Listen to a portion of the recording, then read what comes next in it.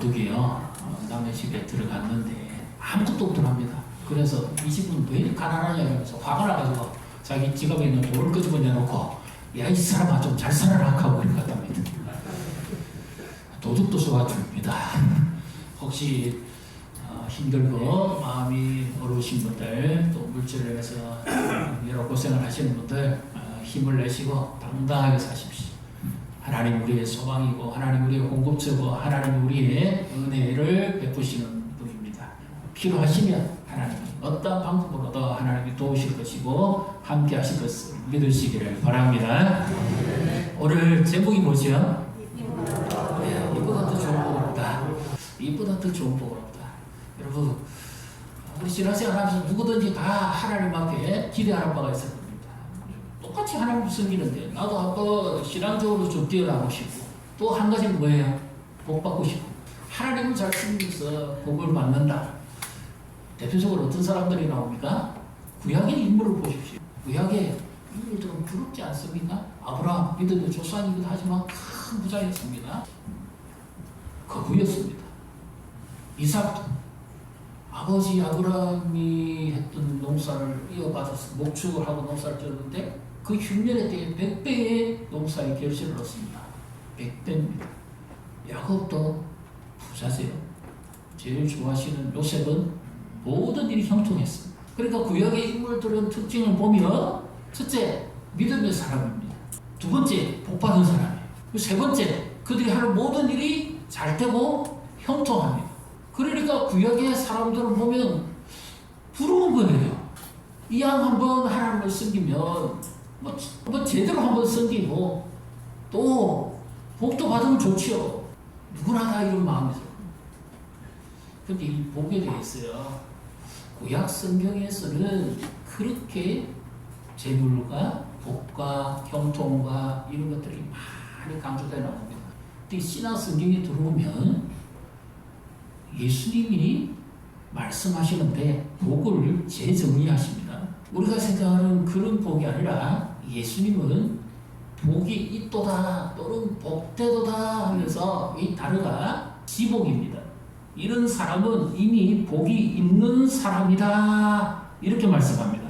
우리는 복을 받으려고 그러는데 예수님은 이미 복이 있는 사람이다 이렇게 선언을 하십니다. 그 예수님이 말씀하시는 복과 구약 성경에서 강조했던 복과 오늘 우리가 바라는 복은 과연 동일한가? 한번 생각해 봐야 됩니다. 이제 14절 같이 읽습니다. 이사의 예언이 그들에게 이루어졌으니 일렀으니 너희가 듣기는 들어도 깨닫지 못할 것이요 보기는 보아도 알지 못하리라. 이사야가 유다 말기에 포로로 잡혀갈 것을 예언하고 그들이 다시 돌이켜서 하나님을 섬길 것에 관해서 하나님의 영광의 회복을 예언합니다. 그러니까 이사야가 아무리 외쳐도 그 시대의 사람들은 그렇게 하지 않았다는 겁니다. 그 이유가 뭐냐? 은혜가 상실됐고 그들의 기득을 닫아버렸다. 15절 말씀도 한번 같이 읽어보겠습니다. 이 백성들의 마음이 완악하여져서 그 귀는 듣기에 둔하고 눈은 감았으니 이는 눈으로 보고 귀로 듣고 마음으로 깨달아 돌이켜 내게 고침을 받을까 두려워함이라 하였느니라. 아멘. 여기 15절에 아주 중요한 이 동사 용법들이 나오는데요. 어떻게 해서 그럼 그들은 은혜를 받지 못했고 어떻게 해서 그들은 깨닫지 못했느냐 하는 것이 여기 스스로 자기들 스스로 그 마음을 닫아버린다. 이 수동태 그 상태로 계속해서 두었다 이 뜻입니다. 그들의 마음을 은혜 받지 못하는 상태로 계속해서 내버려 두어도 버렸다는 거죠. 그러니까 눈은 있어도 하나님 은혜를 보지 못합니다. 귀는 있어도 말씀을 듣고 깨닫지를 못합니다. 그러나 은혜 받는 사람의 특징을 한번 보십시오. 늘 갈급함이 있고 말씀에 대한 사모함이 있고 자원하는 마음이 있고 열린 귀가 있습니다. 말씀을 한 자라도 놓치지 않으려고 얼마나 집중하고 열중하는지. 여기 듣는다는 표현은 경청한다. 아주 집중해서 듣는다. 한 말씀도 놓치지 않아요. 학교에서 선생님이 설명을 하는데 학생이 단어 하나도 빠뜨리지 않으려고 집중해서 강의에 몰입하는 것을 말합니다. 은혜 받는 사람은 마음가짐이 다릅니다. 그래서 예수님이 지금 복에 대해서 말씀하시면서 예수님의 복은 어디와 관련이 있는가 하면 우리가 제일 많이 관심 있는 재물과 연결시키는 것이 아니라 심령과 관련을 시킵니다. 영혼의 상태가 어떠냐에 따라서 그 사람은 복이 있는 사람이다. 그래서 마태복음 5장에 예수님이 가르침에 심령이 가난한 자는 복이 있다. 애통하는 자는 복이 있다. 긍휼히 여기는 자는 복이 있다. 이게 전부 뭐예요? 이 모든 마음의 상태와 예수님은 자신이 하시는 이 하나님의 말씀과 지금 복과 연결을 시키고 있습니다. 구약에는 재물도 있고 장수도 있고 건강도 있고 형통함도 있고 모든 것이 다 있었는데 신약시대 예수님 시대부터는 이 복에 대한 개념이 없습니다. 그리고 바울 서신을 봐도 이 복에 대한 개념이 없습니다. 예수님이 완전히 복을 새롭게 지금 말씀하십니다. 그러시면서 예수님이 이제 진짜 복이 나오죠. 16절 같이 읽습니다. 그러나 너희 눈은 봄으로 너희 귀는 들음으로 복이 있도다. 예수님 지금 마태복음 13장 천국 비유에 관한 말씀이잖아요. 그러니까 그 말씀을 듣는 너희들은 복이 있다. 그 말씀을 깨닫는 너희들은 복이 있다. 이렇게 말씀합니다. 이 앞부분에 바리새인과 서기관들은 깨닫지도 못하고 알지도 못하는데 그들의 심령이 스스로 그렇게 되어도 내버려 뒀지만 그러나 너희는 들음으로 너희는 복으로 복이 있다. 이렇게 말씀하십니다. 얼마나 심지어 예수님이 더 구체적으로 말씀하죠. 17절 같이 읽습니다. 내가 진실로 너희에게 이르노니 많은 선지자와 의인이 너희가 보는 것들을 보고자 하여도 보지 못하였고 너희가 듣는 것들을 듣고자 해도 듣지 못하였느니라. 이 무슨 의미입니까? 구약시대에 그렇게 많은 믿음의 사람들이 정말 보고 싶어도 보지 못했고 듣고 싶어도 듣지 못했는데 너희는 지금 보고 들으니까 너희는 복이 있는 사람이야. 그러면 누구를 보고 누구를 듣는다는 말씀입니까? 히브리서 1장 1절 2절을 같이 읽습니다. 옛적에 선지자들을 통하여 여러 부분과 여러 모양으로 우리 조상들에게 말씀하신 하나님이 이 모든 날 마지막에는 아들을 통하여 우리에게 말씀하셨으니 이 아들을 만유의 상속자로 세우시고 또 그로 말미암아 모든 세계를 지으셨느니라. 옛적에는 언제입니까? 구약 성경은 선지자들 하나님께서는 종들을 통해서 말씀하셨는데 그러나 신약에는 하나님이 약속하신 그 아들이 직접 말씀하신 거예요. 그래서 이 아들을 상속자로 세우시고 하나님이 하나님 나라의 복이죠. 말 그대로 하나님 나라의 메시지 복을 전하게 하셨다. 예수님을 보고 듣는 것이 구약 성경에 말씀했던 그 족장들이 누렸던 그런 복과 그런 형통과 그런 장수와 그런 부귀영화하고 비교가 안 돼요. 예수님과 어떤 것을 바꾸겠습니까? 그래서 예수 믿는 사람은 이미 예수님께서 복이 있는 사람이다. 1차적으로 누구하고 비교가 안 되죠? 구약에 살았던 그 신앙의 위대한 인물들하고는 비교가 안 되는 복을 받고 있는 줄 믿으시기를 바랍니다. 옆에 분 보시고 축복하십시오. 우리는 복 있는 사람입니다. 이미 복을 받은 사람입니다. 예수님이 하나님 나라를 가지고 오셔서 그의 복인 메시지를 선언했죠. 그것이 복이죠. 복음입니다. 죽을 수밖에 없는 죄인을 그 형벌에서 건져내시고 사망과 영원한 심판 아래에서 우리를 건져내시고 심판에 이르지 않게 하고 영생을 얻게 하는 것, 이것은 구약시대뿐만 아니라 오늘 이 시대에 가지고 있는 어느 기업의 총수 가지고 있는 재물하고 바꿀 수 없습니다. 그 어떤 거하고도 비교할 수 없고 바꿀 수 없습니다. 이것이 진정 구원받은 자가 누릴 수 있는 기쁨입니다. 모두가 다 누리고 회복해야 될 복이 있다면 내가 구원받은 하나님의 자녀로서 가지는 감격과 기쁨을 회복해. 오늘 내게 이 복이 있는가를 살펴보시고 나 같은 죄인을 살리시고 구원해주신 그 하나님의 은혜가 지금도 나로 하여금 그 어떤 것보다도 더 가치가 있고 세상의 그 어떤 물질이나 어떤 혜택이나 어떤 형통보다도 예수님 안에 있는 내가 더 기쁘고 즐거운지 이것을 한번 생각해 보십시오. 영화 제목인데요. 이보다 더 좋을 수는 없다 하는 영화가 미국 영화인데 나름대로 거기 약간의 뉘앙스가 좀 있습니다. 한 남자가 이런 남자입니다. 강박증이 좀 심해요. 식당 가서도 그 자리에만 자기가 앉았던 그 자리에 가서만 식사해요. 그러니까 웨이트레스가 많이 고달프죠. 다른 손님도 그 자리에 앉을 수 있는데.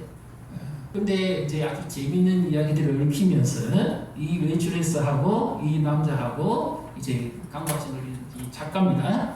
우연히 이제 사적인 이야기를 하게 되고 정이 들어가게 되는데요. 그러면서 이 남자가 이 여인에게 이런 말을 합니다. 당신의 장점은 나를 가만히 내버려둬도 되는데 점점 더 나를 더 가치 있는 남자로 만들어준다. 이렇기 때문에 이보다 더 좋을 수는 없다. 이 말. 예수님은 가만히 내버려둬도 되는데 지옥에서 건져주실 뿐만 아니라 사망에서 살려주시고 그리고 그 예수님 안에 있는 나를 점점 더 가치 있는 인생이 되게 해주십니다. 그래서 이 예수님 안에 있는 이 축복은 한시적이고 짧은 것이 아니라 더 영원한 것이고 더 본질적인 것이에요. 내가 예수님을 안 만났다면 어떻게 살겠습니까? 예수님 때문에 내 삶이 변하고 예수님 때문에 내 인격이 달라지고 예수님 때문에 내가 예수님 닮아가는 사람이 된다는 것은 이것은 엄청난 축복이고 은혜가 아닐 수가 없습니다. 18절부터요 19절에 23절까지 잘 아시는 말씀인데 우리 한번 같이 읽습니다. 그런즉 히브리어 비유를 들으라. 아무나 천국 말씀을 듣고 깨닫지 못할 때는 악한 자가 와서 그 마음에 뿌려진 것을 빼앗나니 이는 곧 길가에 뿌려진 자요 돌밭에 뿌려졌다는 것은 말씀을 듣고 적시 기쁨으로 받되 그 속에 뿌리가 없어 잠시 뿌리다가 말씀으로 말미암아 관련이나 박해가 일어날 때에는 곧 넘어지는 자요 가시떨기에 뿌려졌다는 것은 말씀을 들으나 세상의 염려와 재물의 유혹에 말씀이 막혀 결실하지 못하는 자요 좋은 땅에 뿌려졌다는 것은 말씀을 듣고 깨닫는 자니 결실하여 어떤 것은 100배 어떤 것은 60배 어떤 것은 30배가 되느니라 하시더라. 아멘. 자, 여기도 예수님이 복을 말씀하시는데 지복입니다. 복이 있는 자다 이런 자들은 그러면서 어떻게 나갑니까? 말씀을 듣고 좋은 땅에 심겨진 씨앗은 30배, 60배, 100배의 결실을 맺는다. 이런 심령을 가진 자는 복된 사람이다. 그렇게 말씀하죠. 외부적인 환경에 의해서 무엇이 공급되어지고 채워지는 것이 복이 아니라 내면의 심령이 어떠한 상태에 있는지 그 사람이 복 있는 사람이다. 왜 그럴까요? 예수님께 뭐 부족한 것이 있겠습니까? 예수님이 돈이 필요하시겠어요? 인기가 필요하시겠어요? 장수가 필요하시겠어요? 구약 성경에 장수 아무리 많이 해도요 기간이 있습니다. 그런데 예수님이 가지고 온 생명은 영생입니다. 우리가 잘 아는 모두살라 969살까지 살았습니다. 그런데 예수님은 우리에게 뭘 주시죠? 영원한 생명을 주시죠. 아무리 거부고 아무리 부자라도 구약 성경에 그 물질은 한계가 있습니다. 복 받은 사람은요 복에는 이런 공통점과 한계가 있습니다. 제가 아는 사람인데요 이분은 참 젊었을 때 청년 때 아주 조그마한 공업소 기름직으로 시작했습니다. 그런데 그분의 마음은 늘 하나님 앞에 한번 잘 섬겨보겠다. 자기 형편도 안 되면서 교회에 대한 열정이 있었습니다. 그래서 자기 사비를 틀어가지고 교회가 무슨 일을 한다면 앞장서서 손발 놓고 나서서 일했습니다. 그랬더니 하나님께서 그분의 마음이 맞으셨는지 그가 하는 일에 조금씩 물질적인 공급을 자꾸 합니다. 그리고 이제 이 공업소에서 좀 더 크게 나와서 사업체가 되고 나중에 그럼에도 불구하고 이분이 계속 잘 섬기니까 하나님이 사업체에서 이제 아예 도시 사업을 하게 만듭니다. 특별한 기술도 없었고 특별한 엘리트도 아닙니다. 아주 평범한 그냥 기능인이었어요. 근데 계속 복을 주시는데 나중에 그의 표현을 말하면 이렇습니다. 은행 개수기가 작동이 안 될 만큼 돈이 많이 들어오는데요. 자루채 무게 저울에 달아서 계산을 했던 겁니다. 두렵더래. 하나님이 왜 넣으시는지 급이라도 적더랍니다. 근데 이 복이 계속할까요? 한 일시적인 어떤 상황 속에서 그렇게 많이 공급하고 또 자기도 잘 섬기고 그러니까 하나님 계속 주시는데 나중에는 이분이 이런 깨달음을 얻습니다. 서별은 물질이 너무 많으니까 감당이 안 되고 어떻게든지 선교하고 교회에 봉사하고 쓰기를 위해 많이 투자하고 헌신했더니 하나님이 또 많이 주시는데요. 자신이 물질이 마르기 시작하고 얼음을 겪기 시작하니까 차라리 내가 그 시간에 하나님의 말씀을 배우고 그 말씀 속에서 살아가는 재미를 느꼈다면 내 삶이 이렇게 어렵고 힘든 일이 있을 때 내 믿음이 더 든든히 서지 않았을까? 이것이 진정한 복이 아니었을까?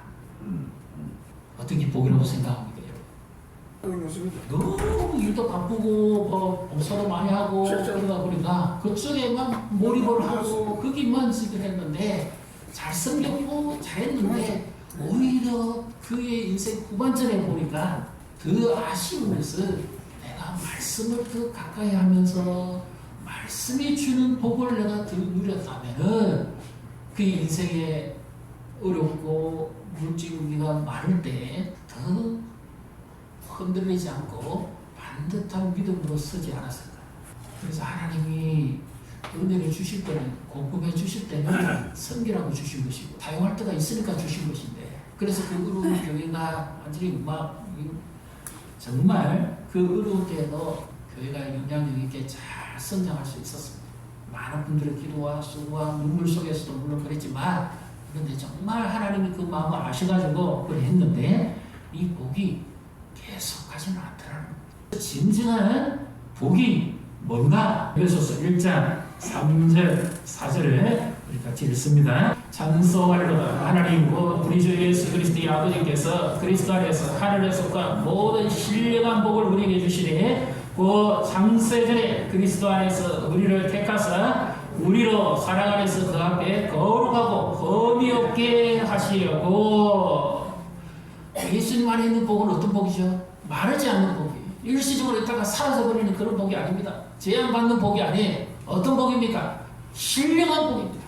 믿습니까? 영원한 복입니다. 물질적인 것만 복이 아니에요. 그 부분도 하나님이 원하시면 주실 수 있습니다. 그런데 그보다도 더 원해야 되는 건 뭐예요? 신령한 복이에요. 신령한 복. 땅에 뿐만 아니라 하늘에 있는 것이죠. 하늘에 있는 영원하고 신령한 것, 영적인 축복을 말하는 거잖아요. 1차적으로 뭡니까? 우리의 구원입니다.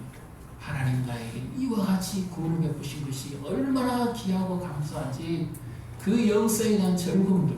아폴로 16호에요. 단장을 비롯해서 두 사람 남자가 또 타는데 거기 가운데 이 찰스 듀크라는 사람이 있습니다.